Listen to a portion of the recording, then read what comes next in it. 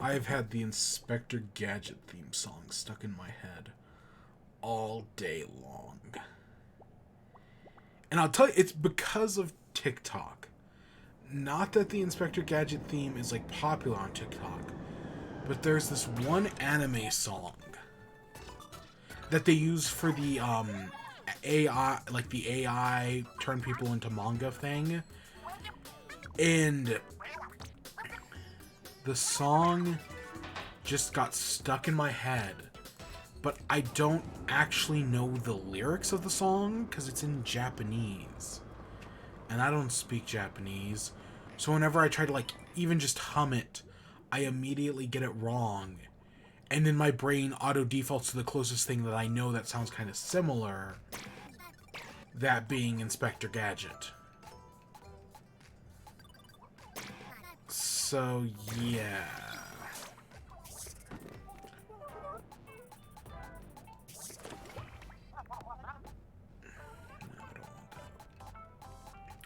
I need to find better Tenatech gear.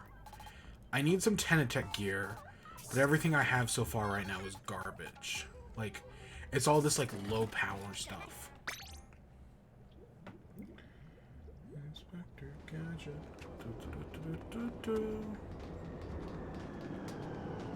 I remember watching the Matthew Broderick movie as a kid. Honestly, I have more memories of the Matthew Broderick movie than I do the actual Inspector Gadget cartoon. So, how's everything going?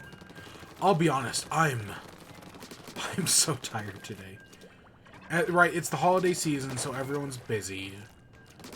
But today I had work. I got off work and immediately turned around and went and saw Avatar: The Way of Water. So I sat through that, which is like 3 hours.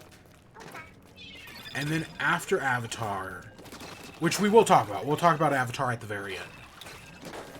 After Avatar, I then went shopping, not for Christmas gifts. I've had that shit taken care of for like 2 weeks. 2 weeks now. I bought stuff off of Amazon and was like, yep, we're all good there. No, Christmas. I had other stuff to get, like food, baking a cake. It's a piece of baked burger cake. Which I'm doing tomorrow, probably. I don't know, I might do it either tomorrow or Christmas Day. I don't know. I might do it before. Like the morning of. And then... yeah.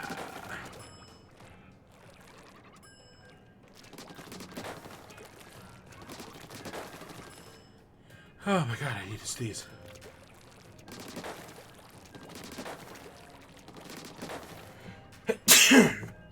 And then yeah, so I've just been exhausted. I'm completely We're not even in like a match or anything. I don't even know why one or more.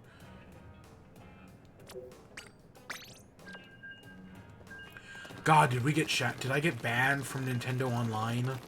Fuck, we'll talk about that later as well. That's something I am that's something I am worried about. But we'll talk about why. Okay, there we go. I've been worried about that because of something that happened. What was it? It was either yesterday or 2 days ago now.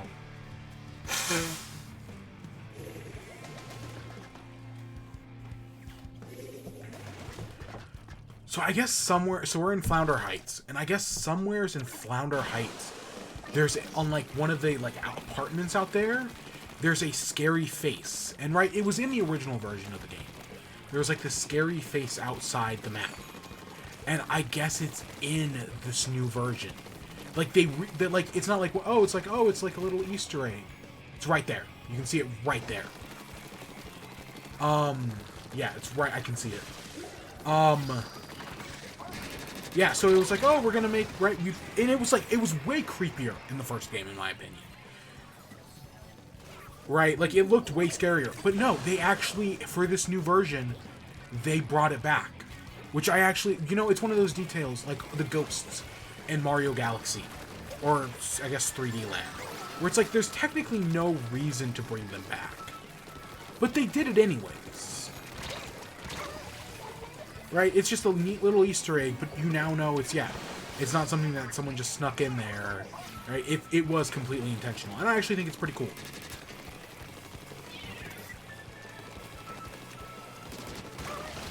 I actually think it's one of those really cool details.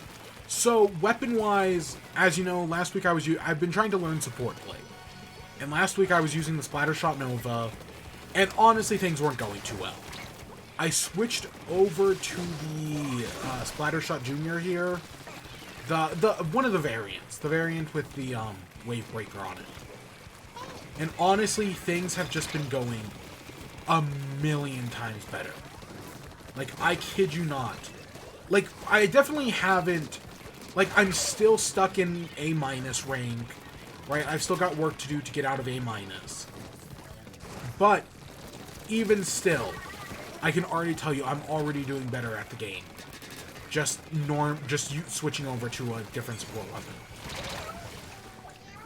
Right? Things are already going better. So that's good. That's good. I'm glad that's happening.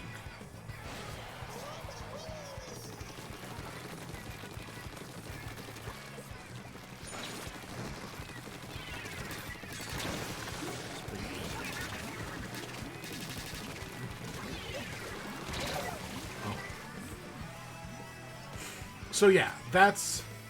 I don't know, we'll see if it holds up in the long run. But at least, like, this, like, literally there was, like, noticeable change the second I switched weapons. So that's... I mean, that's good in theory.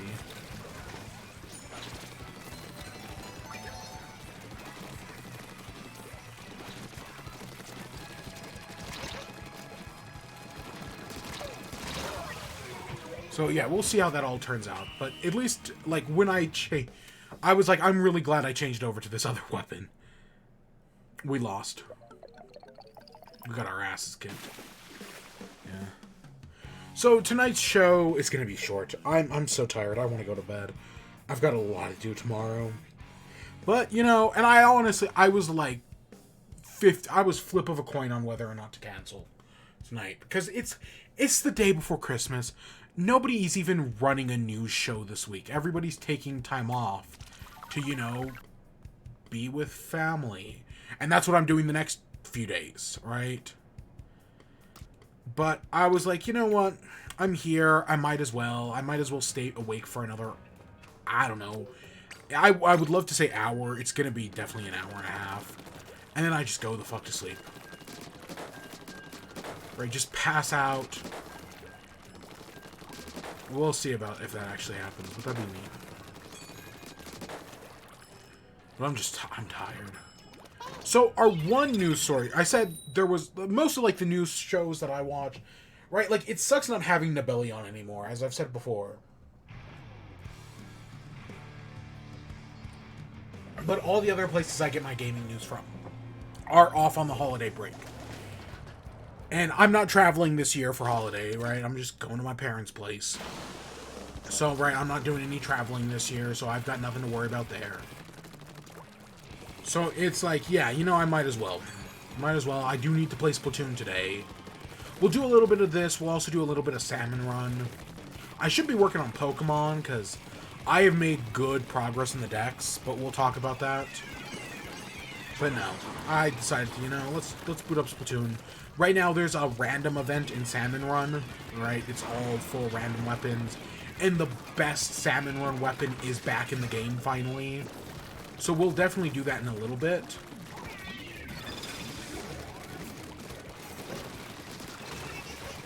But we'll do that in a little bit.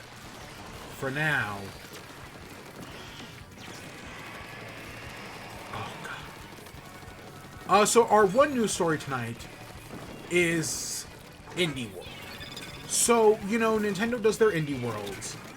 But this year, for Christmas time, they decided to do basically what amounted to an indie equivalent of, like, an advent calendar. I wish they had actually done an indie advent calendar. Where, right, for 25 days, they revealed a new indie game every day. That would have actually been pretty cool. Right? I would have really liked that. And I think I don't know if they had enough. They definitely revealed a bunch of indie games. So yeah, they did an indie advent calendar. And yeah, it was 5 days of indie games. I think it was, I don't know if it was 5 games, but it was probably like 4 games a day. So yeah, if they had just gotten a few more, they could have done like an indie game a day, and I think that would have been a really neat idea. But instead they did like a mini advent calendar thing.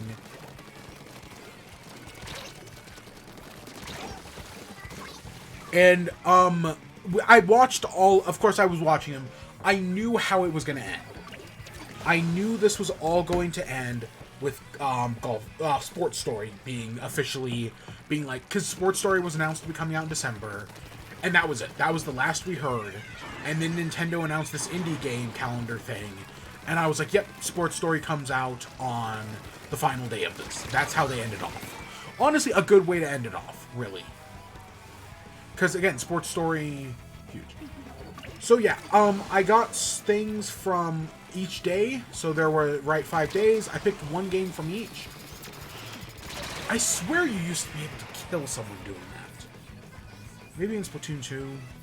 So yeah, I've got one thing from each day. Nothing huge, honestly. Like, there's not anything, like, huge in here. There are some interesting things. And, of course, other than the Sports Story, which we'll talk about at the end. But yeah, on the first day, the one thing that stood out to me was Floppy Night. Floppy Night, oh god, we got destroyed. Not off to a good start today. Floppy Night was a game I saw on Game Pass. That was, I think, my first exposure to it. And I was like, that looks pretty decent, right? I love the art style. It's the same art style as Dicey Dungeon. So I was like, oh, that looks pretty cool. And I guess the version 2.0 update is, right, it either just came out or it's coming out soon. But I was like, oh, that looks very interesting, right? Version 2.0. I still want... It's definitely one of those games that I don't know if it's still on Game Pass. But it's definitely one of those games that I've been, like... Kind of like Ikenfell. Where it's like, I'm always kind of interested in it. But I've never actually played it. Right? And I really should. That's the thing. Day 2, the game that stood out to me was The Gecko's God. Or The Gecko's Gods, I guess. Yeah. And it was, it's like, the thing I guess I would compare it to is probably like a Breath of the Wild or something like that. You're this little Shadow of the Colossus style gecko, and you're just exploring these giant open worlds. There's this little boat you can ride along. There's puzzles to solve. There's these little, like, pot enemies you could fight. It looks fun. It looks fun. There's a game that recently came out called Little Gator Story. I think it was called Little Gator Story. So maybe it's called Little Gator Game. That I've seen it's a short hike mixed with Breath of the Wild, which that sounds amazing because I played a short hike finally for the first time this year, and I really liked it. And so yeah, it's called like I think it's Little Gator Game. That sounds right in my head. I don't know. That came out recently, but. Yeah, no, this Gecko's God, this looks pretty good. On day 3, we had Potion Craft. Potion Craft is one of 2 potion games that came out this year that I've heard great things about both. I could not remember for the life of me what the second one is called. I know there were 2 potion games this year. The second one is like... This one uses, like, that, like, medieval style of art. You know the one I'm talking about. Where, like, not the one from, like, the actual, like, Renaissance style. But, like, the ones you see in, like, old, like, monk books. Depicting, like, ancient saints and whatnot. Right? It's that kind of... Potion Craft uses that kind of style. The other one used a way more, like... colorful, like, I don't want to say Merryweather, but it was like that's probably my closest point of comparison. is someone like Merryweather. It used, like, that style. And that one also looked very... And that one I also heard great things about. But admittedly, I haven't heard anything about it in a while.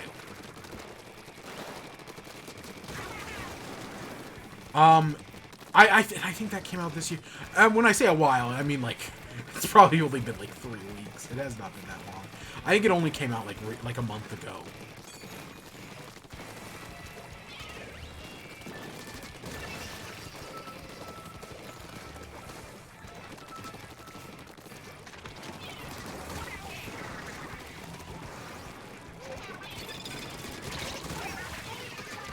Oh. I just know there's another potion game. I've heard good things about Potion Craft. It's definitely on my radar. I think it comes to the Switch spring next year. So yeah, it's definitely on my radar. For day 4, the thing that, honestly, this is, right, we all knew Sports Story was going to be here. Sports Story is the super obvious game to be at the showcase. The surprise game, at least for me anyways, was one called Melatonin. This is probably if I had to pick like a second, like, Sports Story is obviously my winner. But if I had to pick a second place, it'd be this Melatonin. And I don't even like rhythm games that much. But, you know, Rhythm Heaven fans, they really do get the short end of the stick a lot of the time. We're gonna lose in these last 20 seconds. Oh my god. I feel terrible for Rhythm Heaven fans. Because you've got a series that you just love that Nintendo does not give a shit about. And I've said before that if they ever make a new Rhythm Heaven game, or even just, like, remake the Wii one, I will buy it. Not because I specifically want to play it or anything, because, again, rhythm games are, like, my least favorite genre. Ah, god damn it. Us getting wiped out in the last 20 seconds probably cost us that. But yeah, not because I like rhythm games. They're probably my least favorite.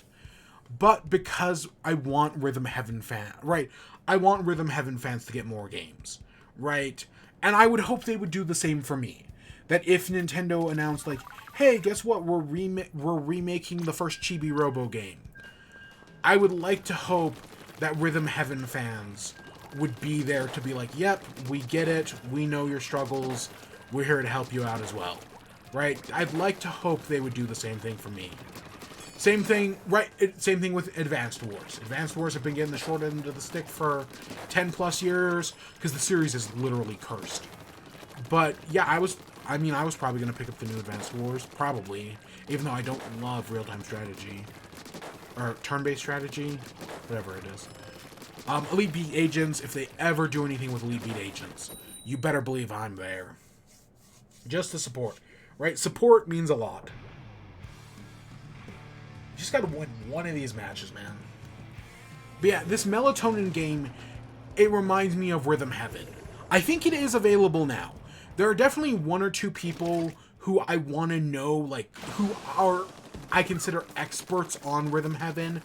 I want to know their feelings on it before I actually... But I might. I'm definitely...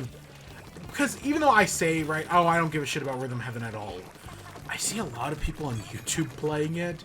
I've seen speedruns of Rhythm Heaven, and it's kind of like, oh god, maybe I do actually want to try out one of these games. It gets me curious, if anything else. And speedrunning does that all the time, right? It gets me curious. So I guess I'm curious enough that, like, hey, if this Melatonin's good, maybe I'll pick it up. And it's got that sleepy, like, that Dreamwave aesthetic that I enjoyed earlier this year in Freshly Frosted. And then, of course, the final game of the year, the final game of this 5-day indie advent calendar was Sports Story. It was the final thing announced, and of course, it is available now.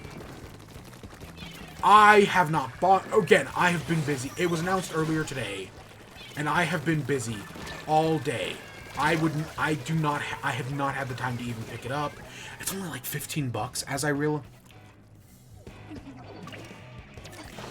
When I looked it up on the eShop, yeah, it's only like $15.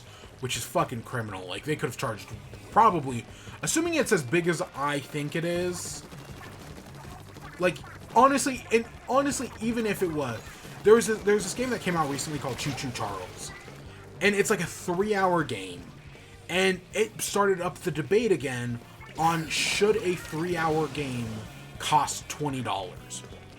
My opinion has always been yes, right? I would happily pay $20 for 3 hours of video game over paying $60 for 100 hours of mediocre video game, right? Like, oh my god, I would rather pay $20 for, right, 3 hours of good video game than I would for free, to get, like, a video game for free that's 100 hours but mediocre. To be fair, I have bought some very bad games over the years. Right to Hell Retribution, whatever that fucking Fallout 76. I bought No Man's Skies after it became good. There are plenty of games I have bought while they were considered bad. Right? So yeah, nothing. Marvel's Avengers. I think I got Marvel's Avengers for like $5. Sushi Strikers, Way of the Shushido, I think I got for $5.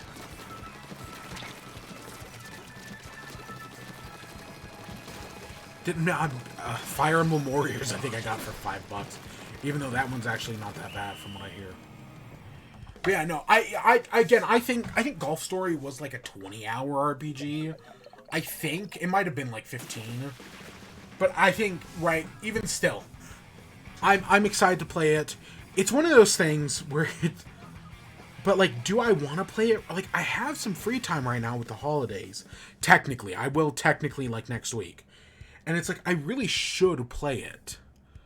But also, I've got Game of the Year to think about. It reminds me, Todd in the Shadows once said that,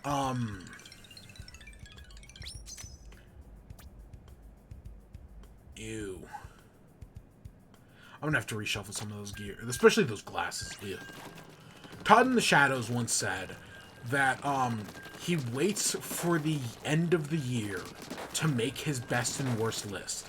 Because there's always going to be something that sneaks in the 11th hour. Right as things are coming to a close, something really good or really bad is going to sneak in there and get on the list. Right? Like, I think Uptown Funk. Right? Uptown Funk made it onto the charted on the top 100, like, the last week of the year it came out. Right? So it's like shit like that. And Uptown Funk's fucking great.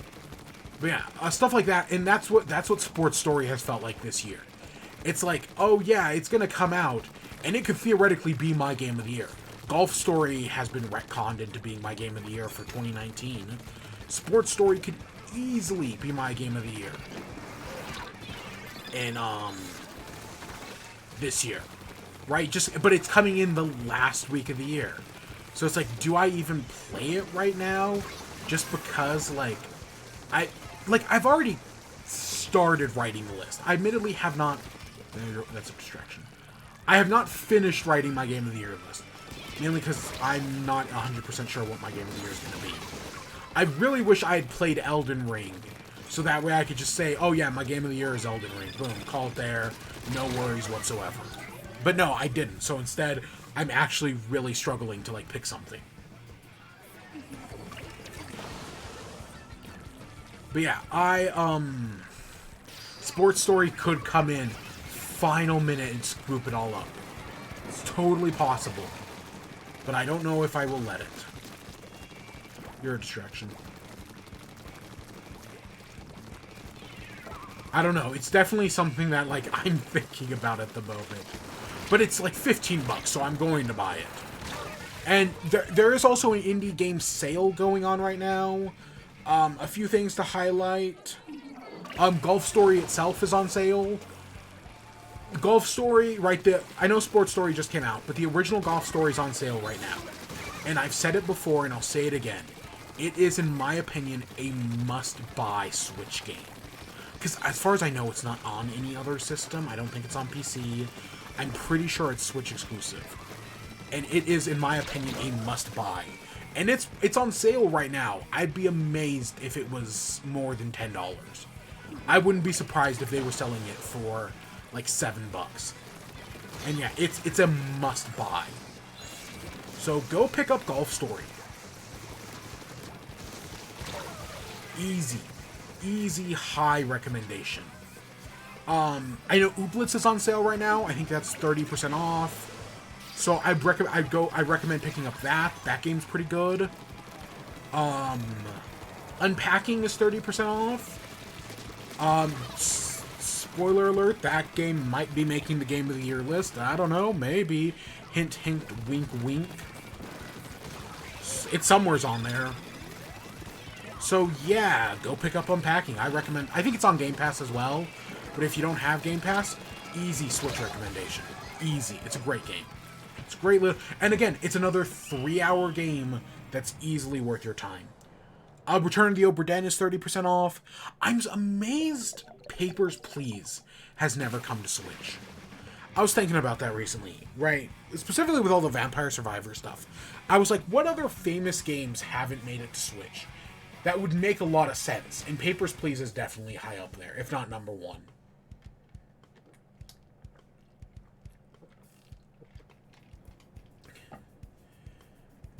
Did we win that? Okay. We're just going to keep... Oh, never mind. I was going to say we're going to keep going until we lose, but I might as well take that as a sign. And Cult of the Lamb is, I think, on sale as well. I think it's like $20. I will tell you that's not going to be on the Game of the Year list because I'm probably going to pick it up. At $20? Yeah, that sounds good. So maybe next year. Maybe next year, Cult of the Lamb. Maybe next year. Okay, Undertow Slipway and Sturgeon Shipyard. Clam Blitz. And Equal. Okay, whatever. So yeah, the indie... Honestly, this House of Indie World thing... yeah, it was fine. You know, you got a ton of good games on it. There's a good indie game sale going on right now. Right before Christmas. Yep, sounds pretty solid to me. But yeah, I'm definitely going to play Golf Story. Just, will I play it before the end of the year? Who knows? So, I guess let's do WIBE right now. So, we'll talk about the audiobook and Avatar at the end. We'll save those two for last. I've got no TV shows or anything. I've literally been watching nothing. We talked about the Marble League. If you saw the Pokemon stream earlier in the week, we literally watched the finale of the Marble League. My team, Team Galactic, came in third, which sucks, but it was still a really good Marble League this year. I had a lot of fun with it. Honestly, they did great this year. Green Ducks were good hosts. Of course, the thing I did not mention at the time, Galact 5th, of course, came in 5th. No surprises there. Yeah. Oh, we have the Splattershot Nova. I feel like I always get random weapons on this map. Oh, you poor soul. There's an upcoming event that has the big... It's Big Swig, Undercover Brella, Bamboozler, and Dual Squelchers? Just do not play that rotation. Like, my god, that sounds like maybe the worst that's probably not the worst rotation ever, but it's really bad. Like, that's just an awful rotation. Like, holy crap.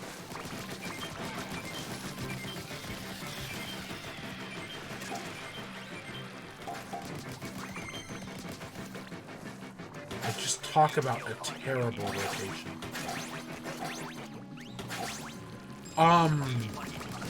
Yeah. So yeah, the video games, so we beat Pokemon, and then it was like, okay, well, I have to work on the National Dex now. Right, now that's it. I have basically caught another 100 Pokemon in the National Dex. The main thing I've been focusing on is my living portion of that National Dex, which is specifically all the new Pokemon. because I have been working on the living dex for a while now, for 5 years. And as part of that living dex, you know, I want to get all the new... I have everything but Gen 5. Basically. There's kind of an asterisk there. I more or less have everything but Gen 5 as part of my living dex. But now, it's like, okay, well, I need the living dex for Gen 8. So I worked on that, and it took me a little less than 10 hours. I'm gonna guess it took me probably around 8-ish. But I have it now. I finally had my first crash. Like, where the game just completely crashed on me and I lost some save data.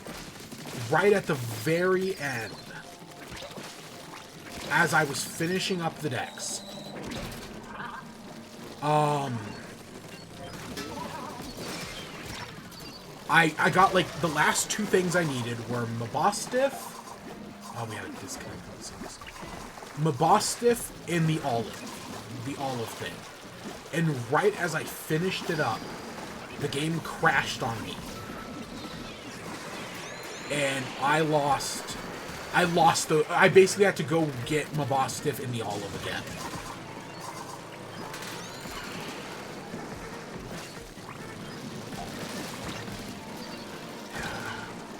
And, honestly, it's not the worst weapons. Losing a player kind of ruins everything.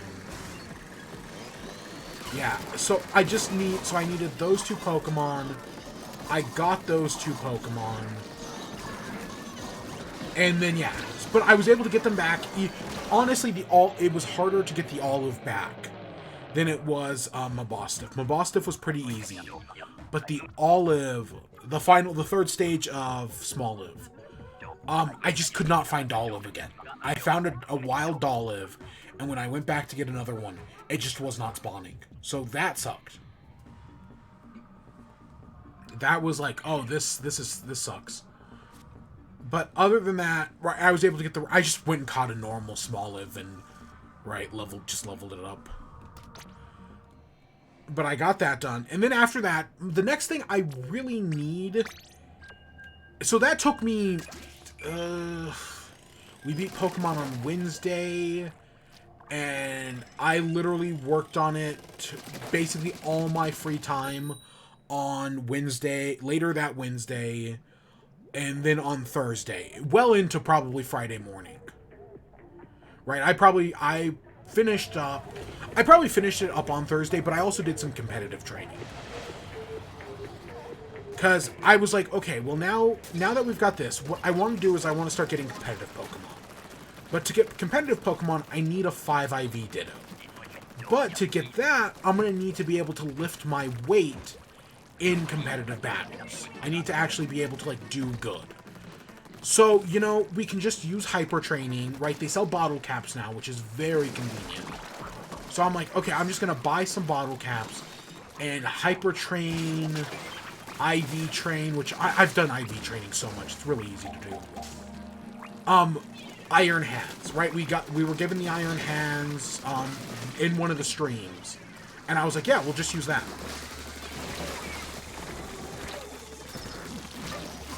Oh my god. So, right, I just used Iron Hands. We leveled that up. Oh, also, you know how we were looking for the Salamence? If you watched the last Pokemon stream, we were looking for Salamence, or whatever Blood Moon Crescent, right? Whatever the Blood Moon Crescent Salamence is, right? We were looking for those 2. I found both of those. The Salamence, I would have never found. It's in like this hidden cave that I didn't even know existed. Right? That was... Okay, that sucked. Sandy Shocks, I have no idea how we missed. I must have just walked past it at some point, not even realized it. Like, legitimately, that's what it comes down to. Is we walked past it, and I just didn't even notice. Which sucks. You know, that sucks. But I've got all those. I got all the trades taken care of. So I bred this. So I IV trained. I EV trained this Iron Hands, And then the final thing is you have to get it belly drop. And Iron Hands learns belly drop at 84. The one we were traded was like level 54. So I had to get it, what, 30-something levels? Is that right? 60, 70, yeah, 30 levels. It took forever. The fastest way, and I was like, I know we could get, I don't know, like, I see people like Austin John Plays, who have like a full box of level 100 Pokemon. And I'm like, how the fuck do you have the time for that? It took me well over an hour just to get one Pokemon to level 84. And that's still 16 levels to go. There's definitely something I'm missing. The method I used was I made a sandwich that increased the odds of Chansey. So right, it was increased Chansey odds. And then I gave Iron Hands a Lucky Egg, and then I just killed Chansey. I just killed a shitload of Chansey, and eventually that all worked out. And that got me the levels. I also leveled up a bunch of other stuff. Like, there were a lot of, like, not legendaries, but pseudo-legendaries and whatnot that I needed their dex issues for. That I had, like, the baby like Dragapult, Hydreigon, where it's like, oh, I have the baby version of this. I just need to get the full adult version. So I did those at the same time. I tried to kill two birds with one stone. That worked out okay. I don't think I finished up Dragon. I finished Hydreigon. I don't think I finished up Dragapult. And I did a few. Those are the ones I remember. I did a few others as well. Like, those are just the few I remember. But yeah, so I have the Iron Hand, so I can now carry my own weight in raids. Unless we're going up against, I don't know, a fucking ghost type. Or a psychic type. And then I'm completely fucked. I'd probably do fine against a ground type. I know Iron Hands is electric, but it'd probably go fine. Oh, God. Holy shit. I know this thing is... This weapon, this Slosher, is considered the best weapon in the game. Right? It's the strongest, it's the most versatile.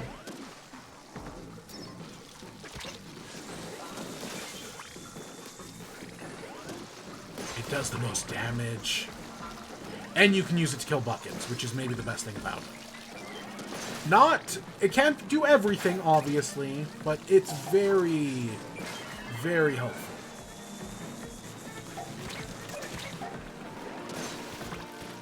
Speaking of which, if I remember correctly, you aim there? Oh god, you aim somewheres in there. It's like, I want to see you aim in like the joints. Either that or you just aim at the guy.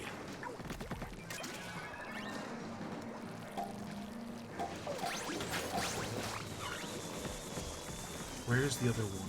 Oh, there it is. Yeah, when you get this bucket, you are on flyfish duty.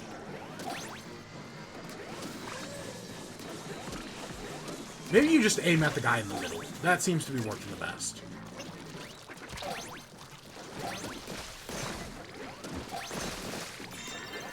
Okay. Yeah, it looks like you just aim at the guy in the middle.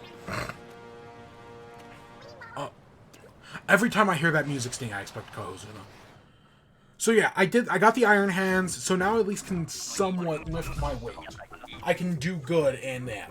And now I just need that 5-6 IV Ditto. Preferably, what I want is okay, a 6 IV Ditto would be amazing. That's unrealistic. The realistic thing is 2 5 IV Dittos that make up for each other's differences and make up where each other is lacking. So, like, one Ditto is good, right, and everything but, like, let's say attack. And then the other Ditto is good in everything but speed.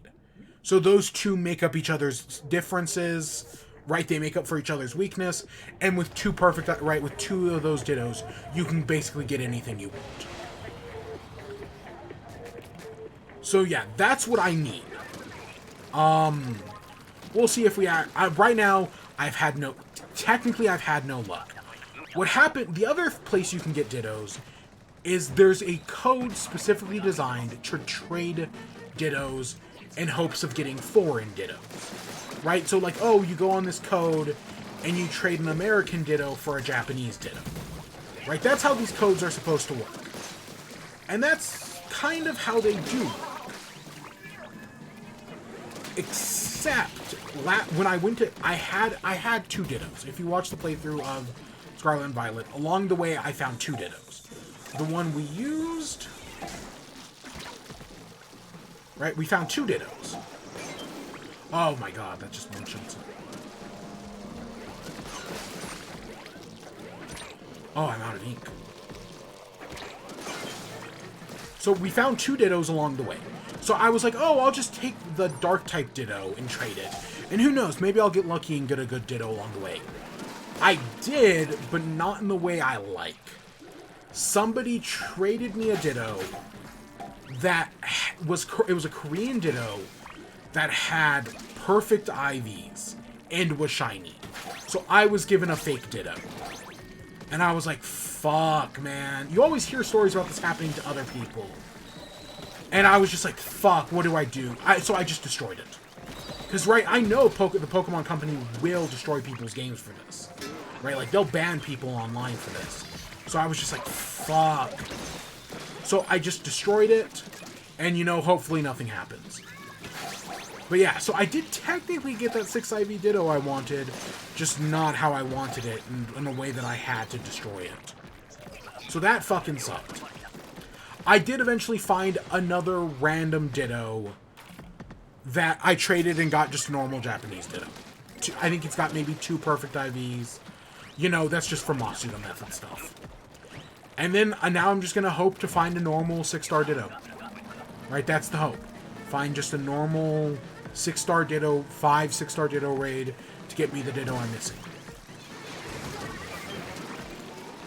That's the hope, that's the dream. We'll see if it actually happens.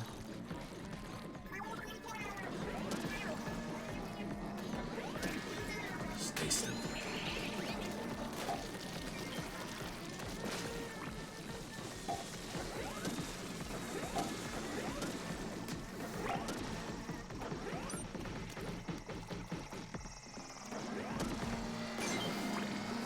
Okay, I know there's another fly fish.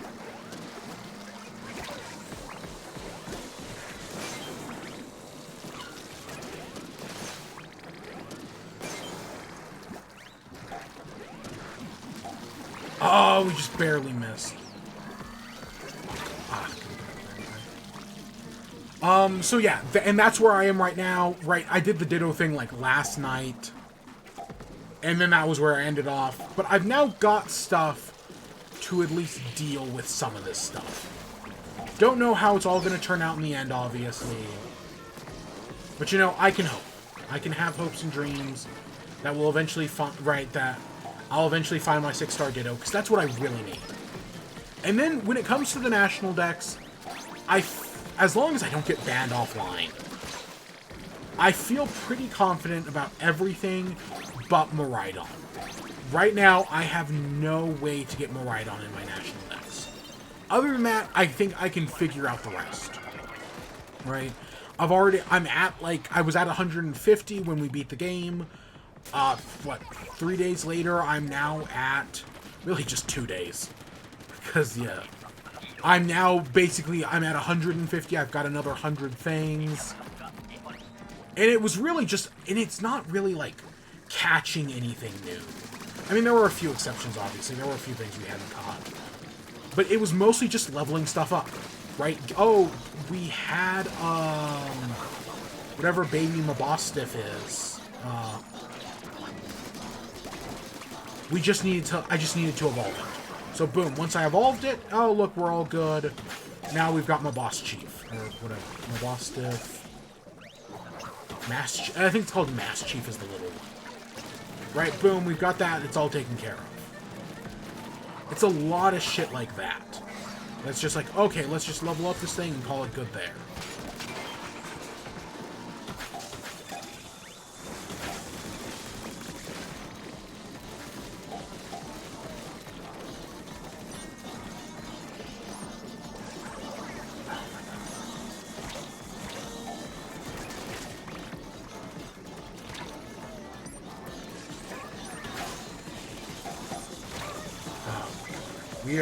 We might be fine. We've definitely taken some hits.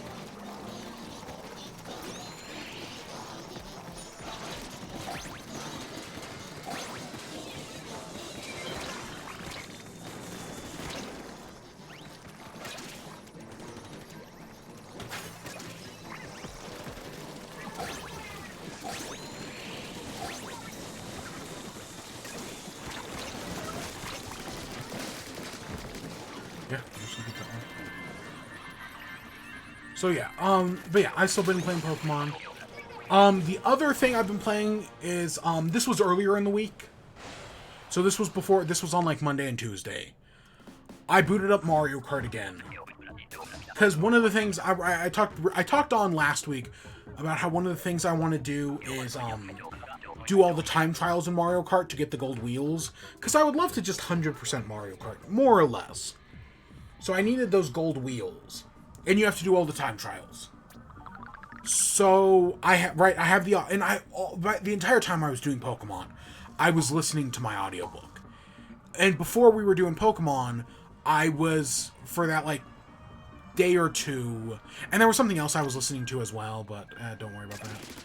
I was doing Mario Kart, listening to that. And I finished that, and then we started Prison of Plastic, which we'll talk about next. But yeah, I was playing Mario Kart. I've done half of the time trials. So I think it's not 32. It's more than that. There's a bunch of time trials to do. I've done half of them. And I have half to go. So I'm making good progress towards the gold wheels, anyways. Yeah, Mario Kart's still a lot of fun. I've been using, of course, the best... Not the best... I know the best... As far as I remember, the best combination in the game was the Cloud Glider, the Wiggler Mobile, the blue tiny wheels, and Waluigi. I've been using something similar in the Bitty Bud, the blue wheels, the Cloud Glider, and then just my standard character of Rosalina, who's not too dissimilar a weight class. I think Rosalina is medium heavy, whereas I want to say Waluigi is light heavy, if I remember correctly. It's been a while, so I'm not entirely sure on that.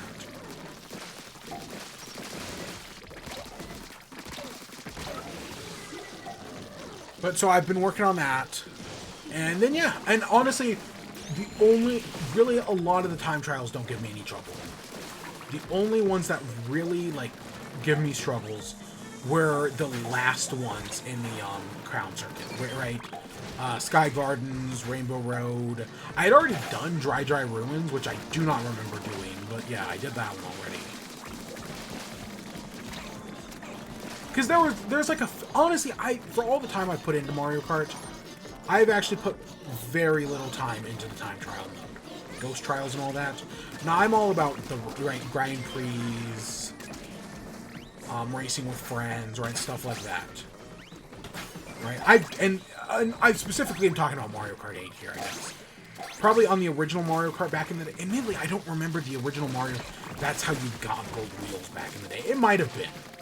For some reason, I remember getting gold wheels was different.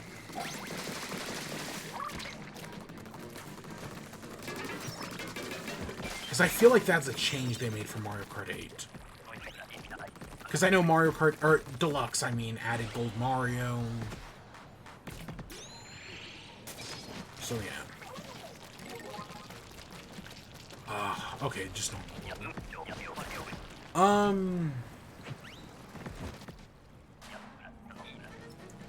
So, yeah.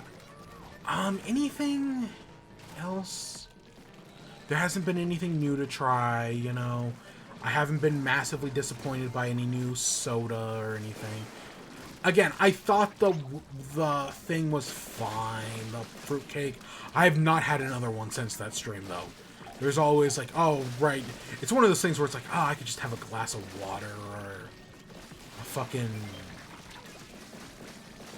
I literally... Not anything else, but like there's so many things I could have other than this. Oh, shit.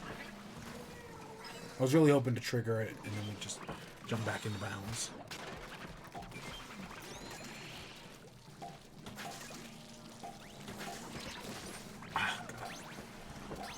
Yeah, I think that's it, really. Because, again, there's no news. There's nothing this week.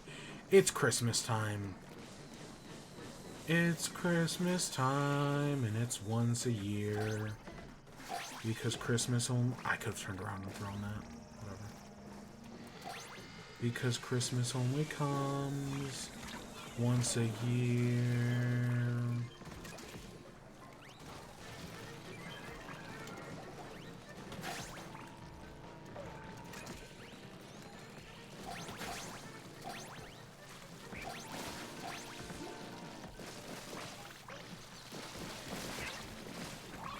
So I was thinking about, okay, just completely off topic here. I was thinking about it again recently, and I was like, you know what? Because I did a list a few years back about my favorite Christmas movies. I do not remember what was number one on that list, but honestly, thinking about it again recently, I think my favorite Christmas movie is Christmas Carol, which I know made the list. I want to say it was like 2 or 3 last time I did it. But yeah, I really do think it's a Christmas Carol, and I honestly think my favorite version of it is becoming the Muppets one. I did not grow up with Muppets. I was not a Muppets kid. I mean, I probably saw... Like, I remember when it was the Muppets Babies and, like, Tiny Toons. I was Tiny Toons. That's what I was all about. I don't really remember Muppet Babies. I was not a Muppets kid. I'll just straight up say that. But, I've been, right, like, there's so many versions, right? There's the Jim Carrey one starring 4 different versions of Jim Carrey. Right? There's all these different Christmas specials, or all these different Muppets, or all these different Christmas carols. And honestly, I think my favorite is probably the Muppets one. Just the more I think about it, it just captures the spirit of it. Like, I've even read the fucking book, man. But yeah, I was thinking about that again recently. Just completely random. I know there was that new Christmas Carol thing. I think it was called Was it called Spirited? With Ryan Reynolds and... who was the actor in it? I legitimately cannot... is it Will Ferrell, the guy in it? Okay, we're getting overwhelmed here. Holy shit, buddy.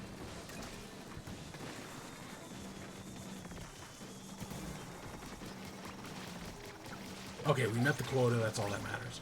I was like, I can start sending these eggs, but no, we met the quota. Are we getting an extra wave? I'm definitely ready for the extra wave. Are you all? Nope, looks like not. So yeah, so while I was doing all this Pokemon stuff, I've been listening to Prison of Plastic. So, Epithet Erased was a show created by Brendan Blather? It's not Blather. It's the YouTube channel Jellopocalypse. And his name is Brendan...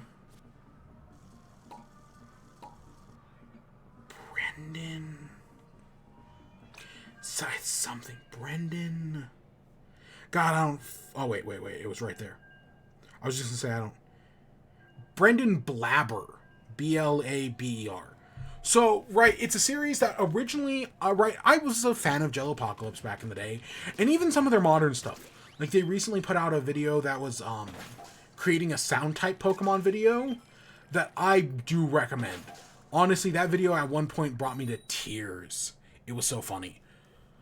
But he made a series called Epithet Erased on, I want to say it was Verve. That sounds right. I don't know. I did watch it as it was coming out. Like, I was subscribed, whatever, I want to say it was Verve. I was actually subscribed to... Oh, God, I got the big swig. Whatever service it was, I was subscribed to at the time. I want to... Again, I think it was Verve. So I was like, yeah, no, I'll watch it. It's definitely one of... If you go and watch... It's an animated series. But it's not anime like how you think of it. Right? It's not like traditional, like, anime. Like, sometimes it is. But for the most part, it kind of... It feels... It's a blend between animation and animatic. Right? Animatic is like storyboard style stuff, right? Where it's like halfway there. That's what I would compare it to. And honestly, I like it. I don't love it. And it's definitely one of those things where you have to get used to the style. Where it takes us, like, if you're not used to the style, it definitely might trip you up. And I can see why some people would hate it. Just because it's not, like, tradition. It's, like, trying to find this weird, like, animation, non-animation balance. Right? So it's definitely not one of those things for everyone. But it's got an interesting premise, right? This world where people have these epithets ascribed to their souls that give them special powers. And, right, you get like like, there are some, like, obvious ones. Like, there's, oh, she has sundial that allows her to control time, and it's pretty OP. And then you have the dumb ones, like Soup, and literally dumb. Where it's like, oh, right, these are dumb powers, but they find creative ways to use them.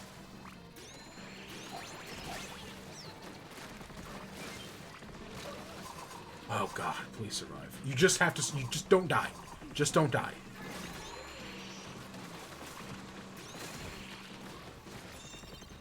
So, yeah, it's an interesting show, right? And you get some fun stuff with it. It's got some likable characters. It's also got one of the most abused child. Just... She gets... Oh, my God. And one of the worst dads. Like, I know, like, people are like, oh, Homer Simpson, Peter Griffin... These just horrible, neglectful dads. No, this guy is the absolute fucking worst of the worst. Oh my God. This fucking guy, I think his name is Marvin. Just absolute shit. One of the worst fathers. Oh, shit. This is hard. This is gonna be hard to do that in.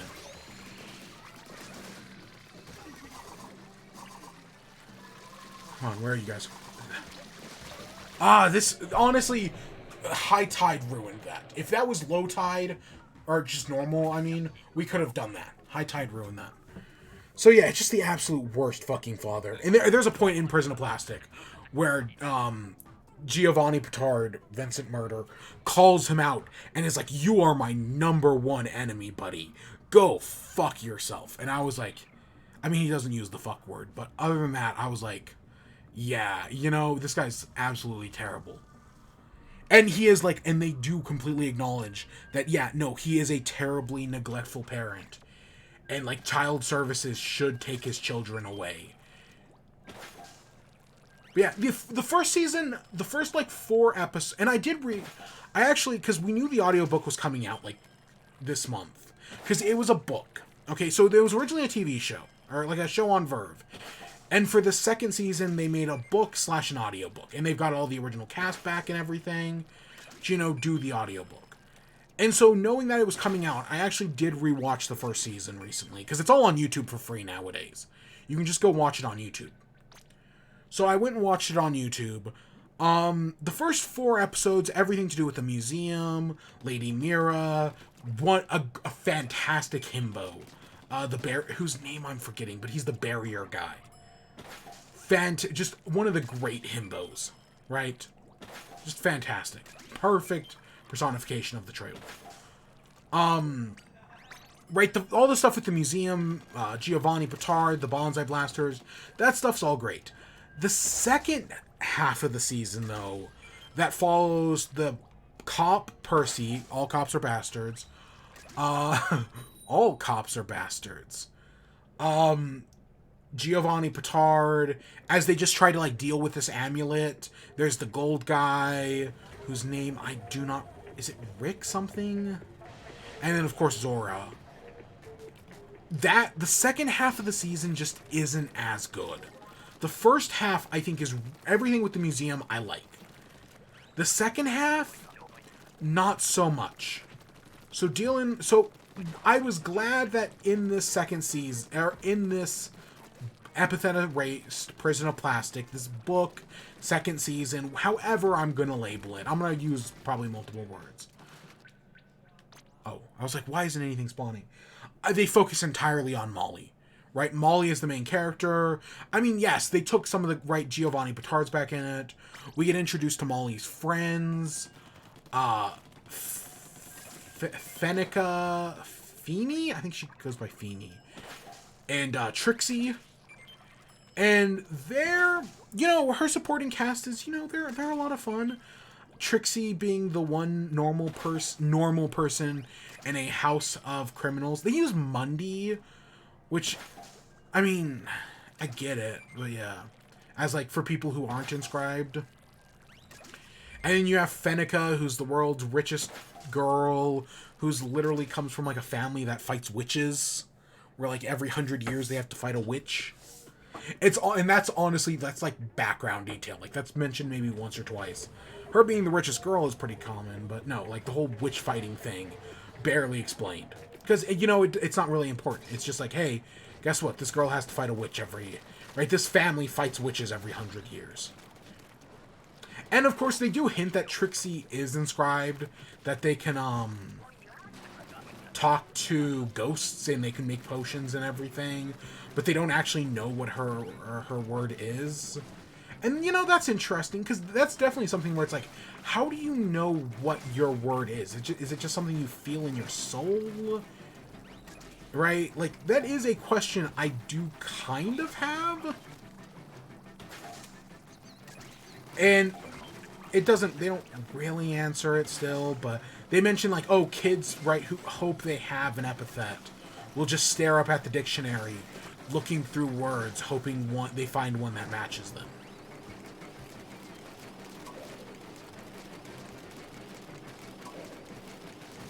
Oh god. Escape.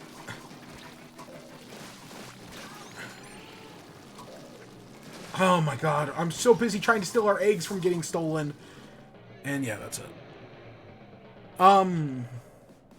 So yeah, their supporting cast is good. Giovanni Petard reinvents himself as Vincent Murder, which is, it's a fine enough joke. Him coming in costume. You have Navin, who, and I'm probably not going to talk spoilers for this one. Probably not, anyway. I may at the end, actually. But you have Navin, who I am 1,000% convinced is evil. By the end of the book, they don't actually say anything, spoiler alert, but I am 100% convinced that because in the first season of the show, specifically in the second, like that second half that I didn't like, you have Zora, who's working for this terrorist group called Bliss Ocean. And the whole goal of Bliss, they're like a Mundy terrorist group trying to, like, balance out the world. And you have, like, this girl who has, like, electric powers of some sort. Right? They're the evil, like, there's this overarching villain in Epithet in the first season. Even though they don't really do that much, actually. Right? Like, the most they do is Zora, who... Yeah. Because this Navin guy, he's this rich guy who runs this important company. He's rich. He's a Mundy as well. And I'm like, okay, this guy is evil. Yeah, no, they don't actually say that, right? Listening to the entire thing, at no point do they ever actually be like, yeah, no, he's evil. The point where I thought they were going to reveal it, they didn't actually reveal it, so he might not be. And he's voiced by Brendan Blabber himself. Right, he's voiced by the creator. But I fully suspect this guy is evil. Right, this Navin guy. He's too, like, Molly can be a cute little overworked cinnamon roll. Who just has the worst. But she's sweet as a button. This Maeve is just too nice. And Fenica, she's a child. But this Naven, I don't fucking trust him at all. Like, not for a second. Something's clearly up with this guy.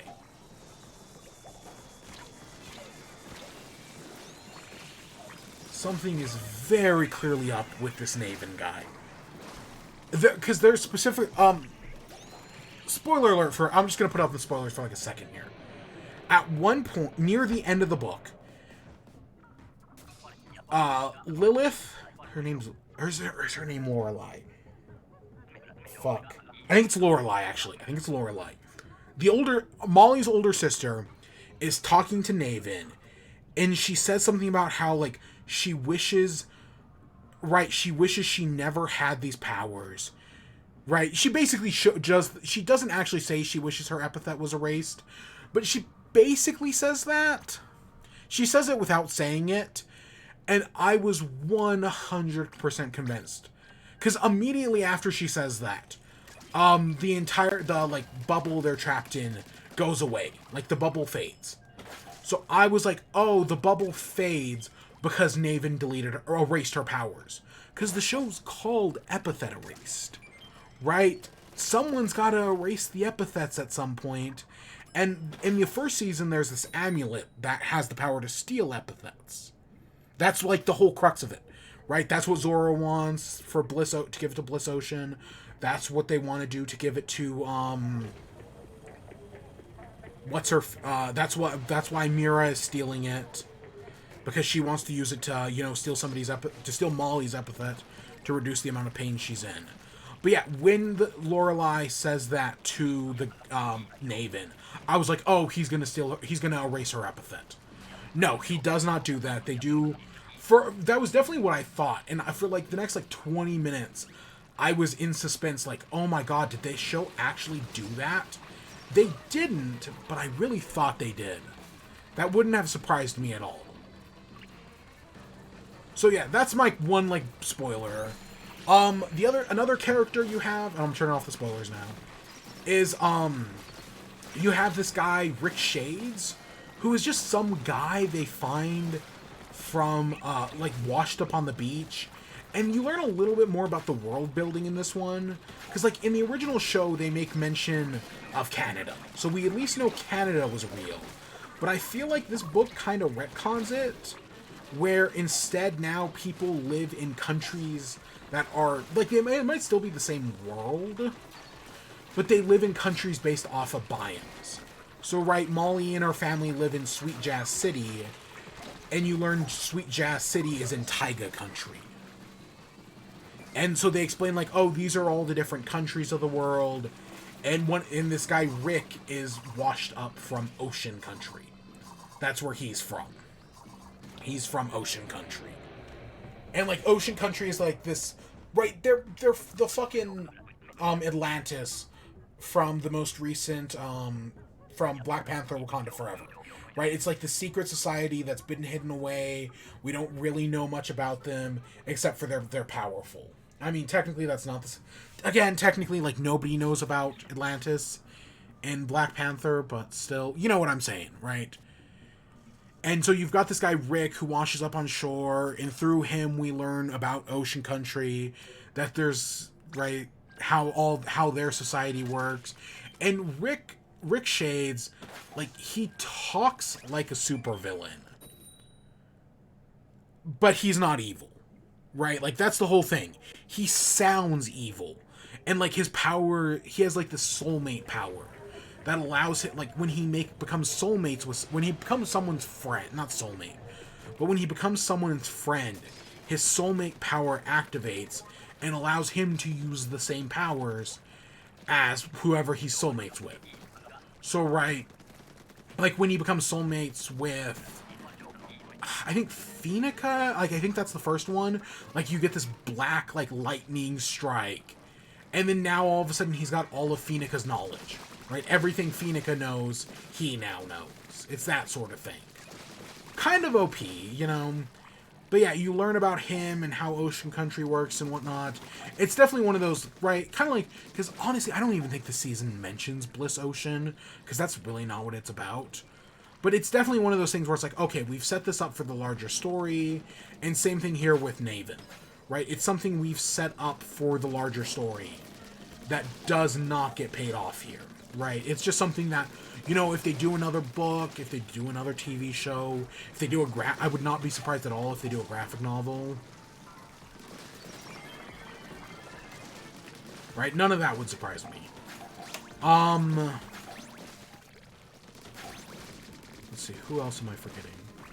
The only other character I can think of is the villain, Lorelei, she's the older sister of the main character, and she has a crush on Vincent Murder and wants to impress him. And so in order to impress him, she kidnaps Maven and traps everybody inside her, like, dream world.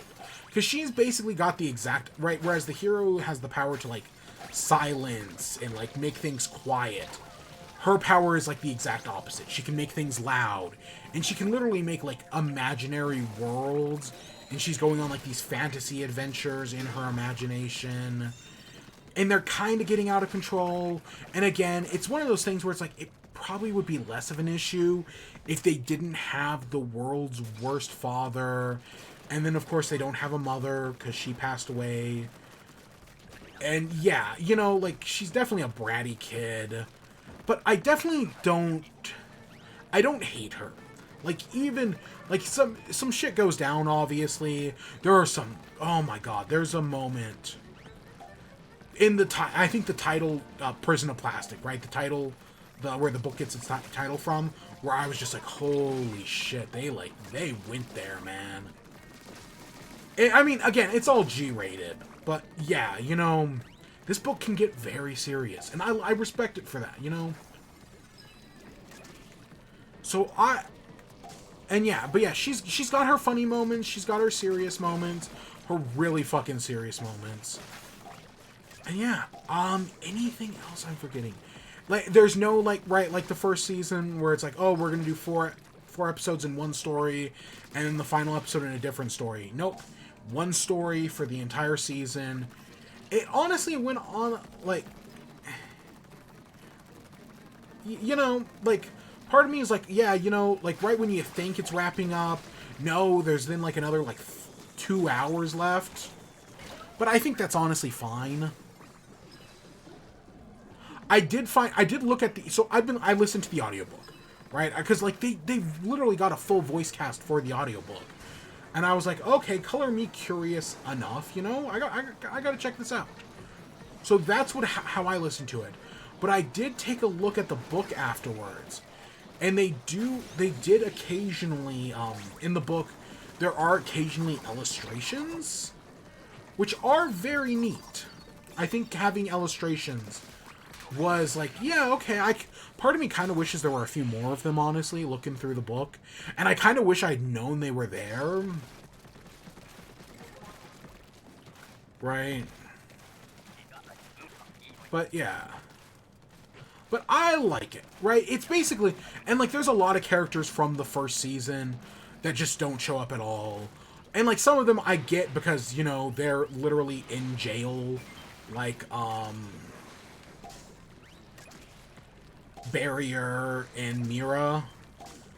But, like, the doctor doesn't show up at all. The dream guy, the guy who had Drowsy.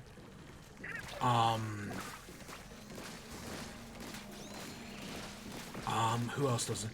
Right, none of the Bliss Ocean stuff is mentioned. I think only, like, two... I mean, I think in one of the prologues, a few of the Bonsai Blasters show up. But there's only, like, 2 that matter. 2.5. It does make sense that in one of the prologues we find out Giovanni left the Bonsai Blasters, because... And I totally get that. Like, I totally see why he was disillusioned with the whole thing.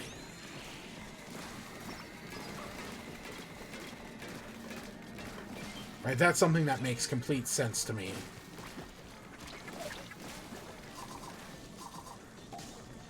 But yeah, I let... You know, as an audiobook goes, I think it was 9 hours total. And yeah, I would recommend it. You know... You might, I think it's, like, of course, I backed the Kickstarter, because of course I watched the original season. I mean, I had fucking verve. I was, like, one of, like, a dozen people that did. So, right, I backed the original, right, I watched the show when it came out. I backed the Kickstarter. And yeah, if they do another one, yeah, I'd check out another one. Sure, of course I would. Right? I could definitely see them doing a because they've clearly got this whole thing planned out. Because even the first season even ends with the cliffhanger of Rick Shades, right? So like he knew where he was going for the second season, but they didn't get picked up for a second season. So instead, right, instead of having his show die like so many others sadly do, Symbionic Titan is the first one that comes to mind. He instead just got to continue it as a book because he owned the rights to it. So yeah, I hope he does more.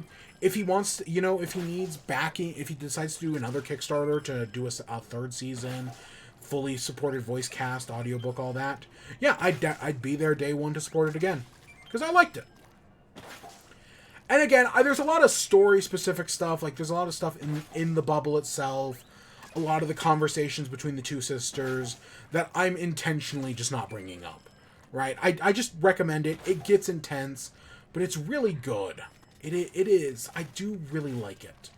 It's got a good sister relationship that does, like, unlike, like, the comparison, the opposite comparison is like Lilo and Stitch. Right? You have Lilo and Stitch, which is this great sister relationship, but, right, it's good. It's positive. This one, nope. Nope. The other thing I will say, without being specific, I really like the ending. I like how after, right, everything's gone down, there was one thing that happens where I was like, oh shit, he actually did that thing? What? It was a really heartwarming ending that, like, they really did build up to.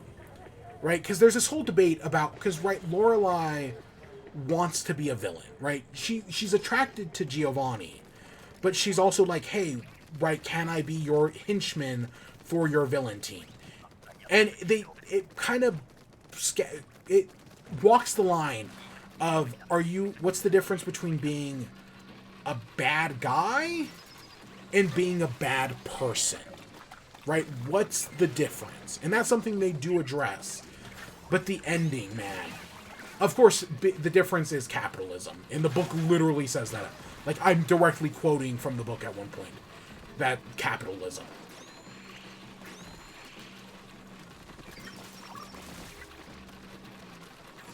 But, come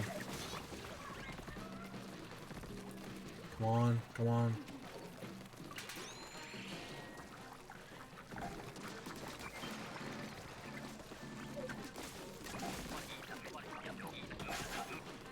But yeah, the ending, I really did like the ending. It like, not everything, it's not like, it's clearly not an ending where, like, everything is fixed, but it is still a good ending. It doesn't leave on a cliffhanger as well, I will say. So, right, if there's another one, there's another one. If not, well, there's not. So, again, I'm not getting into specifics here. Just go pick it up. It's, again, I think the audiobook's like $15. Don't know how much the actual book is online. I don't think they might have made physical books. Physical books might only be Kickstarter exclusive at the moment anyways. I didn't get a physical book. When it comes to books nowadays, I have gone mostly digital. Almost every book I read is digital nowadays. There's a few exceptions. Right, like that Marcy's Journal, which which I read like 30 pages in. Because, it's much easier to play Pokemon and listen to Prison of Plastic than it is to actually sit down and read a book. You know what I mean. But yeah, no, I recommend it. So the last thing we got to talk about today is Avatar 2. So, right, James Cameron's Avatar 2 came out last week. Is it failing at the box office? Is it doing fine? Who fucking knows? I know there's all these TikTok things about, like, oh, the movie needs to earn $2 billion to be successful. And that may be true for its, like, entire lifespan. But opening weekend, no, it was I don't even think a movie's ever even gotten close to making $2 billion in its opening weekend. I don't even think something's gotten fucking close. Or even like $1 billion. I don't think anything's gotten close to.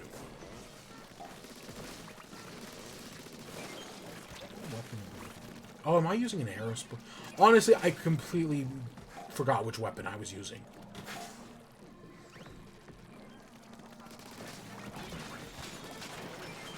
Oh god.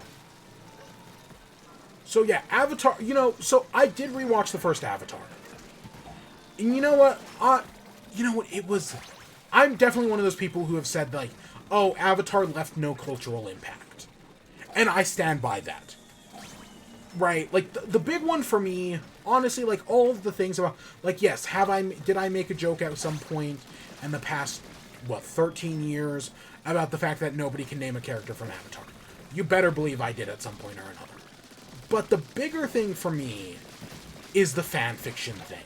Right? Like, if you go to fanfiction.net, you'll find hundreds upon thousands of fanfictions about Marvel, about Disney, about Harry Potter. Avatar doesn't even have 100. There are not that many Avatar fanfictions. That's the cultural impact part. I know fanfiction is a very niche thing, but in the grand scheme of things, I really do think it adds up. Right? It's a good indicator of things. Because, like, if you can't even have a niche fandom, how the hell do you have a large-scale fandom? Right? So, yeah, I stand by... I know there are some people who disagree with that. I don't think Avatar is a bad movie. I just think it didn't leave a cultural impact. Right? It was easily forgotten. But I rewatched it because it's on Disney Plus, and I was like, yeah, I might as well. And you know what? It was fine. It was fine. I don't... yeah, it doesn't have... Like, is every problem people have with it true? Like, the bigger one is the white savior thing. You know, like, some of the CGI being dated, I can easily forgive. Honestly, the white savior thing is probably the biggest problem. Like, the fact that it's literally just dances with wolves. Or, fucking Pocahontas again. Totally true. Totally true. But the movie's also not subtle about, like, anything. Like, you know how film... There's the rule in storytelling, specifically created by the Farfield Foundation and the CIA, that you show, don't tell. Right? Yeah, I do not have the time to get into why the hell how the CIA created the rule show, don't tell. I do not have the time to get into that. But, what I will say, Avatar doesn't do that. Avatar just tells you, right? It's not fucking subtle. There is no subtext. It's just text. And the text is that colonization and the US government are bad. Have people kind of forgotten that over the past 10 years because it has no cultural impact? Yes. Because, yeah, I guess the movie, if I remember correctly, the movie was actually kind of controversial at the time. And, you know, fair what? Because, yeah, the US government does fucking suck. They are colonizers. I mean, and that's just, and this is, the movie just comments on, like, the shit we did to Native Americans. Right? Like, this doesn't even get into any of the, like, shit we did in Nicaragua. But, yeah. But yeah, no, the movie doesn't have subtext. It's just text. Colonizers bad. Right? And, like, it's not fucking subtle at all. But like, you know, is that a bad... I mean, there are clearly people who miss that. Right? I say, oh, the movie was controversial for the fact that America bad. But at the same time, there were clearly people who did miss that. I mean, if people can watch fucking Parasite and not walk away with the conclusion that capitalism bad, then, like, fuck, maybe just putting it in the text itself, people will actually get it. Because, right, that's too... Saying Parasite being capitalism bad was too subtle for some people. And I know that because I literally had to explain how Parasite meant capitalism bad to a bunch of people in a Zoom call one time. Yeah, that happened at some point. Oh, wow, I haven't seen one of these events in a while. But yeah, spoiler alert, capitalism bad. Oh, we gotta take these all the way back up. I mean, if we were smart, we'd daisy chain them.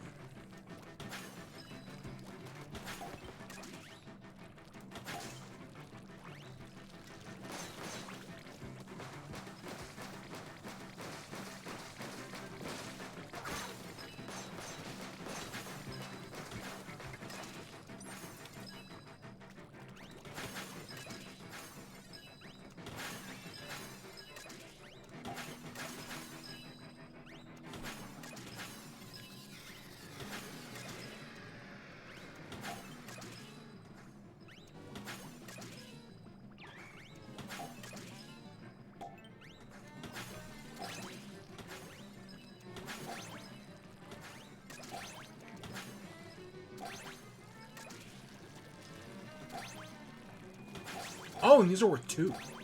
Okay. Yeah, this is an event you don't really see that often. But yeah, so okay, so all that about the first Avatar. Right, the CGI, yeah, it's dated, but honestly, who fucking cares? So for the sequel, I know some people really do care. I personally don't. I could give less of a shit. Right, I've seen far worse and far better movies. If its biggest crime is just kind of being forgettable, and the white savior stuff. So the second one, if you're gonna see it, like James Cameron is still a master at what he does, and he loves using this. He loves using these big movies with these big, beautiful CGI sets and these big, beautiful worlds, and he loves using 3D. And I was like, you know what? If I'm gonna go see this fucking movie, and I might as well just see it in IMAX. I might as well see it in 3D as well. Because how often do you really do that? Because I definitely... the last IMAX movie I saw was either Infinity War or Endgame. I honestly don't... It was one of those two. I cannot remember which. And before that... 2014's Godzilla? That sounds about right. 2014's Godzilla, I think. And then before that, I mean... we didn't have an IMAX theater before that. Yeah, we didn't have an IMAX before that. So yeah, I've seen probably 5 IMAX, and there's probably one I'm forgetting. I mean, I might have seen both I think I saw Infinity War. I might have seen both Infinity War and Endgame. But I know I definitely saw one. But that's kind of the thing, it's... Yeah, I don't... Like, tickets are like double, if not triple the price sometimes. Like, I could get like a $6 movie ticket. Or I can spend like $30 on an IMAX ticket. But I was like, this is something special. This is literally the last time I will probably watch an IMAX movie for... I would say years, but who knows? God, I don't know. You never know when the next event, Secret Wars, whatever. Right? You never know. So I was like, you know what? I might as well. I might as well go see this in IMAX. And you know what? Way of Water, it looked great. I saw it in 3D, of course. It looked great in 3D. It definitely was one of those things where it's like... And I never... Like, I know Avatar made 3D movies popular. I legitimately never want to see another 3D movie. Right? 3D was such a fad that we totally didn't need. It was such a fad, and I really hope they don't start making more 3D movies just because this movie is possibly successful. Is it successful? I don't know. But if it is successful, I hope they don't start making 3D movies again. That is not the takeaway from this. I don't need movies to be in 3D again.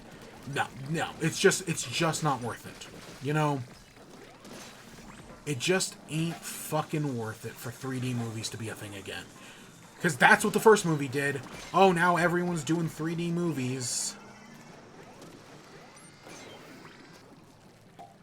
And yeah, I hate that. I'm fine with this, but that's just because it's fucking James Cameron. Right? I'll go see it just because it's James Cameron. It's like how I put up with a bunch of stupid shit from Hideo Kojima because he's Hideo Kojima. If it was anyone else, I would not give a shit, but it's Hideo Kojima. So the movie looked great. Part of me wants to say that unless you're seeing this in IMAX 3D, 60 frames per second, I honestly, the 60 frames per second, I don't know if that matters as much. But unless you're seeing this in IMAX 3D, part of me recommend just say don't go see it, right? Save up, see it in the big box. If not, just don't waste your time on it. Right? Like, if you're coming to Avatar for the story, I don't know if it's worth your time. Because, spoiler alert, it's the same story again. I mean, yes, it's got different moments, it's doing different things, it's not one for one. But it's the same thing, right? Oh, hey, we have this white colonizer, who, white savior who's coming in to, save the people from the humans again. Because humans bad. Oh, God. Fucking Octobrush, really?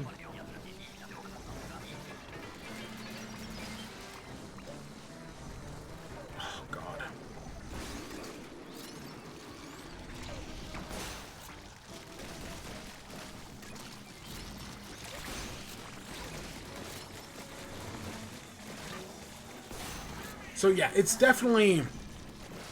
It's the same movie, but this time it's underwater. That's definitely not a perfect explanation of everything, but that's a pretty decent one of like what this thing is doing. Oh my god. Oh shit. There's gotta be something else to kill over here. God damn it, it's all the worst boss salmonids to deal with. I know if we use golden eggs, we're not beating Kozu, god no. Yeah. So yeah, it's the same movie again. It's Avatar again. I'm just gonna put up the spoilers. I personally do not think this movie needs a spoiler filter. Because it's such a... Right, the story doesn't matter. You're here for the visuals. You're here for the world. Story matters less. It's been... So there's no recap of the first movie, which I fully expected, which is why I rewatched the first one. But it's been like 10 plus years. Right, humans have now returned. They've set up a mega city. Because it's no longer about... It's no longer about, right, stealing unobtainium from Pandora. It's about colonizing Pandora instead, which is a minor thing mentioned at the beginning of the movie and not anywhere else. Because of course. Oh, the worst example of that. Of like, oh, here's this minor thing that's actually kind of important, but we're barely going to bring it up. So in the first movie, they right, the whole reason they're on Pandora is for this unobtainium. Right, this rare element, unobtainium. Which, you know, it's stupid, yeah, but I don't give a shit. I know that's dumb, but I kind of just don't give a shit. It's stupid. Okay, move on. In this movie, fucking 2 hours in. So, right, like they say at the beginning that they're no longer hunting unobtainium. Right, the goals have changed. Right, they're now here to colonize the planet. This movie... 2 hours in, they bring up the fact that,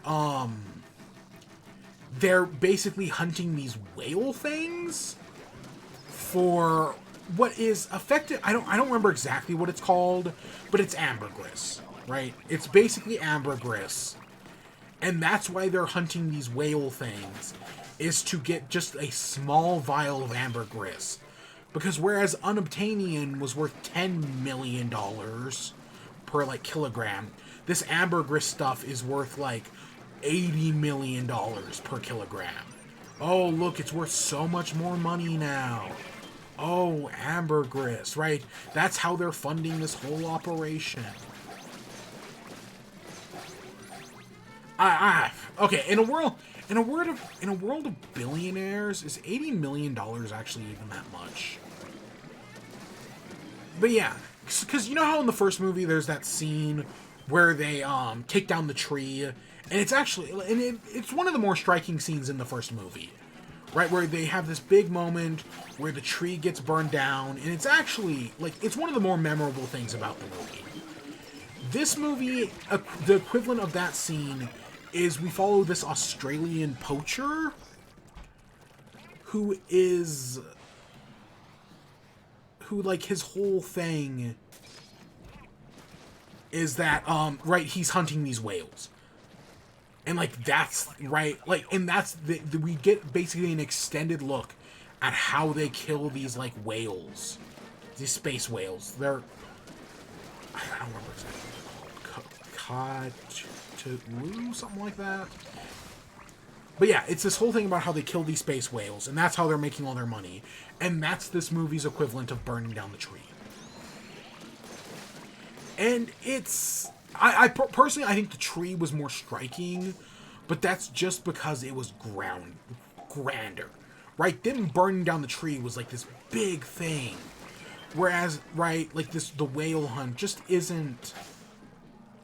It's got moments, but it's just not as big. It's not as big of a deal. I mean, it is, but... Because these whales are, like, hyper-intelligent. And there's this, like, marine biologist who's, like, helping them study the whales and everything. And, like, is doing all this research on them. But he honestly... Like, I was expecting... Right, because in the first movie, you have, like, all the scientists turn traitor at the end. Or at least some of them do.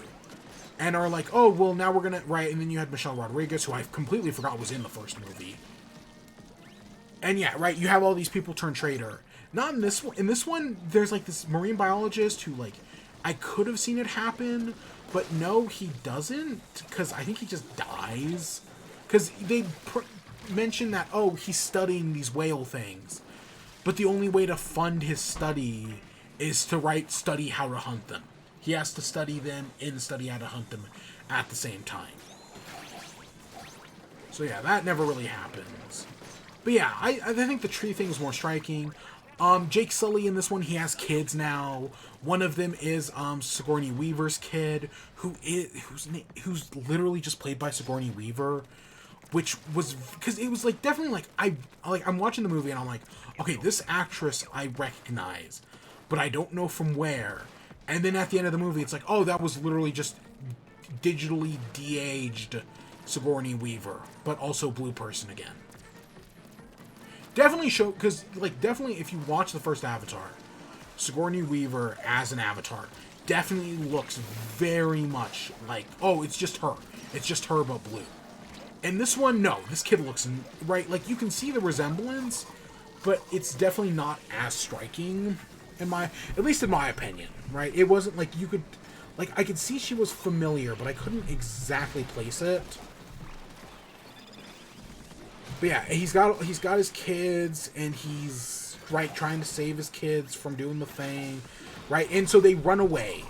They run like, oh well, we can't, right? As long as we're here, they're going to hunt you. So we have to leave. We have to go learn, right? And they go and they run away. We're so fucked. We have to go. We gotta hide. So they end up hiding in the Water Tribe, and it's like, what's this? It's like the story of, like, oh, the new kid in town. And, there are some bullies who haze the youngest son, who leave him out in the reef where he finds a lone whale. Because, yeah, part of this movie is Free Willy. Yeah, it's Free Willy, every other, like, Save the Whales movie, including that one episode of South Park, where they kill all the where Stan joins Whale Watchers, or whatever that was called. Yeah, it's literally that. The big climax of this movie is, they go to hunt down one of the whales. The kids are there, of course. And so everyone comes in to save the kids. You have all these climactic moments. The ship, they crash the ship, and then it literally flips over Titanic style. And, like, they're running along it as the ship freezes over, or as the ship flips over. I was fully somebody does die. I'm not going to say who. I will say, though, it's not Jake Sully, right? The main character from the first movie. I was fully expecting them to kill Jake Sully. Because, like, one of the biggest complaints levied about the first one is the white savior thing. And killing Jake Sully would maybe fix that. I wouldn't fix that, but at least, like, if you're focusing on the wife and kids, it would at least be better. Not perfect, but it would be better. So I was fully expecting them to kill him off, but no, they don't. And instead the movie ends like Independence Day 2, where it's like, oh, now we're gonna, right, they came to us, and now we're gonna bring the fight to them. And unlike Independence Day 2, this might actually get a sequel. You never know. I mean, I think they're already filming it, as far as I'm aware.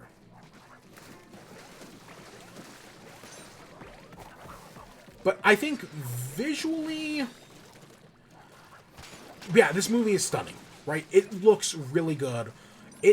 Right, because, like, when I saw Black Panther, right, you get this whole underwater city. And what makes doing underwater so hard in live action is that it's just so fucking dark underwater. There's very little light underwater, right? And that you saw that in Black Panther 2, the new Little Mermaid remake. It looks too fucking dark. This movie, yeah, it's dark, but there's also just bioluminescence everywhere. And the fact that the Na'vi are just naturally bioluminescent themselves does help. Right, that helps with a lot of things. So yeah, I definitely, of like all the movies that take place like underwater that I've seen, or you know, have even gotten a hint of recently, I definitely think this one is better just because it's not as fucking dark as the other ones. Like this one actually, like James Cameron's right, he made this world, he's gonna use color in it, and yeah, I command him for that. At least this one actually has fucking red in it. I know, I guarantee you I've told that story at some point.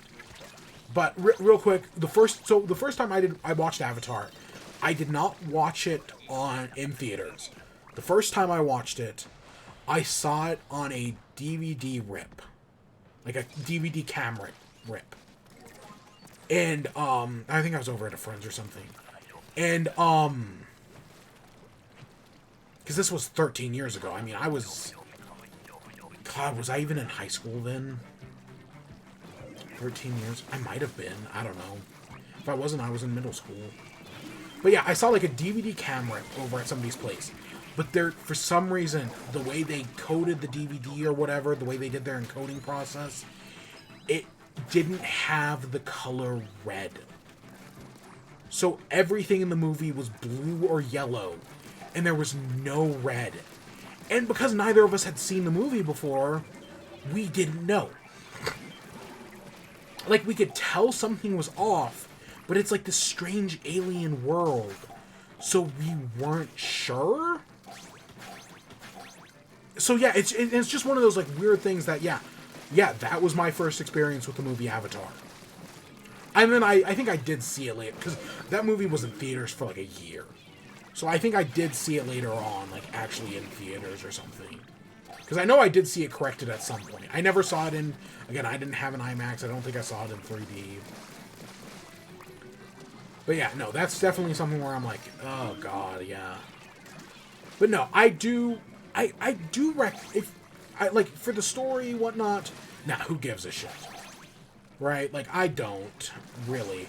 Another stupid thing is that, okay, so the villain of the first movie, the big bad army guy, the big bad racist army guy, they basically cloned his body and memories, turned him into a Na'vi, right, into an avatar, on Earth, and then shipped him back to Pandora. So now he's basically so it's basically the villain of this movie is the villain of the first movie. Instead of bringing in a new big bad military guy, nope, it's just the villain of the first movie again. And even at the end of the first movie, or even at the end of this movie, he doesn't die. So yeah, I guess there's another spoiler. So we're probably going to see him in a third one. Of course, there could be a story here about how, right, this big bad racist, right, the villain of the first movie, since he's now now that he is a Na'vi and an Avatar, maybe he will learn, he will learn the same way Jake Sully did. Because watching the first movie, it's very clear that, right, living amongst the people, right, Jake Sully started to lose his humanity and become more like the Na'vi. Again, there's no subtext. That's literally the text of the first movie. So it's like, maybe they would do something like that in this one, but I have no idea.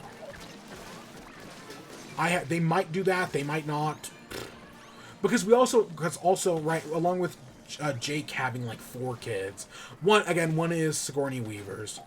You never find out who the dad is, and that's definitely one of the teasers they're leaving, because at one point she like melds with a spirit tree, and they like, oh, she has epilepsy, and then they never mention it again, and I'm like, oh, that's a teaser for another movie, isn't it?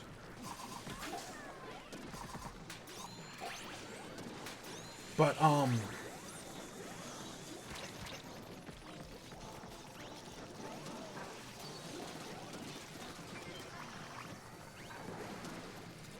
yeah, there's like, you find out that the military guy had a son who just got left behind, who, I just rewatched it, and I do not remember them at all mentioning him having a kid. Because I don't think they did. And it's not like a big, like, twist reveal either, I should say. Like, they're not like, hey, right, because the guy's now back as an avatar, like, hey, guess what? I'm actually your father. No, they know the entire time. Like, it's not subtle about it, which maybe that's fine. Again, I think if you're gonna go see it in the IMAX Blu-ray, enjoy the cool visuals, because it is cool visuals. Other than that, I don't know if it's worth it. Will I even remember this movie in like 2 weeks? Probably not. Honestly, I probably won't. But maybe I will. Again, the one thing I will say, without getting into specifics, is I definitely did feel a greater emotional connection with this movie. Yeah, there was something about it that, yeah, there was like a greater emotional connection. Oh, I'm keeping the new one. At least that's my opinion. I know that, right, different people are going to think different things. Again, that burning tree part was way more powerful than the poaching part, and I could see more people latching onto that, but you never know. So yeah, I think it was fine. You know, it's James Cameron. He raised the bar. Now we have to live with it, because he does what he does, not for the betterment of James Cameron, but but because he is James Cameron. So yeah, maybe go see it. Go see it in IMAX. Again, I probably won't go see another IMAX for a long time. I gotta reset these glasses. These glasses suck.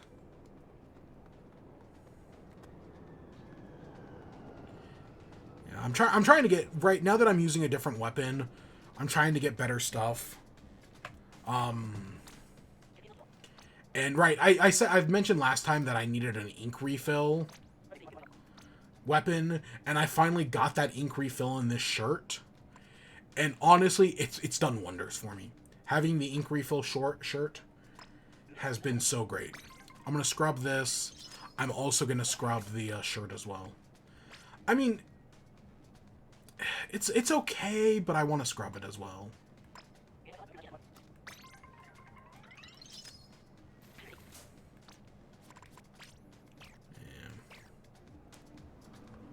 I mean, if it was one ink resist and if it had been 2 swim speed and 1 ink resist, I probably would have kept it. That would have been fine.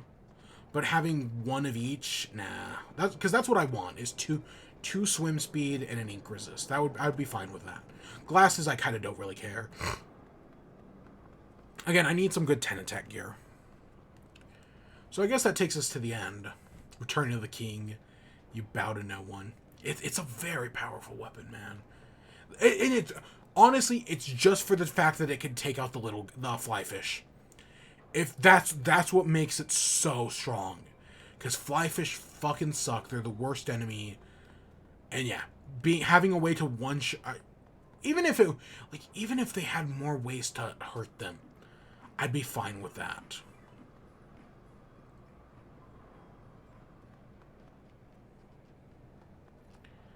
So yeah. So yeah, we're at the end now. Next week when we come back, we'll be back on Friday, and we will it's Game of the Year time. I've written all the in review stuff for 2022, and I've written some of the Game of the Year list, not all, because I still gotta. I mean, again, Sports Story, last minute contender. If I play it, which I might. Yeah. But yeah, we'll be back with that. I don't want to stream Sports Story. I really should stream more, because I've got a few more days off coming up. And I'm not talking, right, I'm like right around this time, like if I was doing like 1 stream a week, right, 1 stream a day this time of year, it'd be like, yeah, he's taking Christmas off, more or less. But the fact that and that's what I did last year. I mean, I took like a full 2 weeks off or whatever. But this year, you know, it's all like I did more things last year, but that was making up for COVID time lost, and God, we lost so much time to COVID, so much that we can never get back.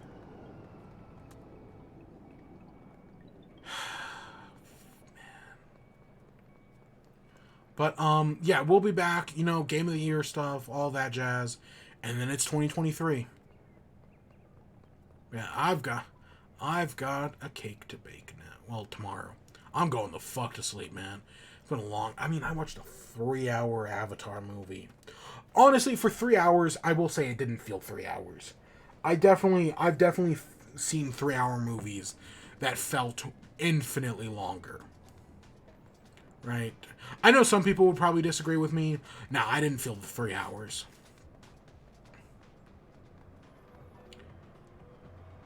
So let's see. Oh, Pimpus.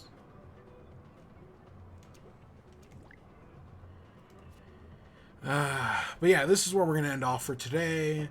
We'll be back next week with I can't hold both buttons like the way I want to. We'll be back next week with back to more Splatoon. I'm sure I'll have completed the Pokedex step by then. I just need Moridon. Man, if I could just get Moridon, everything else I think is gonna be easy. Again, assuming I don't get banned offline. Online. Which we'll see. God, I hope not. And then we got a Splatfest the week after that. I think it's the week after that. Team Sweet all the way. Team Sweet. Yeah. But yeah, until then, I hope you all enjoyed. Stay tuned for more. Till next time. Peace.